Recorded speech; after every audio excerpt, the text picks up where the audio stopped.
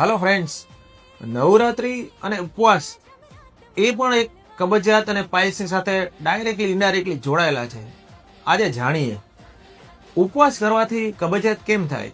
કેમ કે જ્યારે આપણે ઉપવાસ કરીએ છીએ ત્યારે રૂટીન આપણું સ્કેડ્યુલ થોડું ચેન્જ થઈ જાય છે.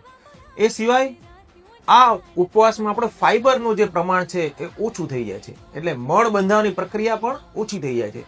એને કારણે કબજિયાત થાય અને કબજિયાતને કારણે પાઇલ્સ ફિશર થવાની તકલીફ વધી શકે છે. તો આ ના થાય એના માટે શું કરી શકીએ? ઉપવાસ છોડી દેવા?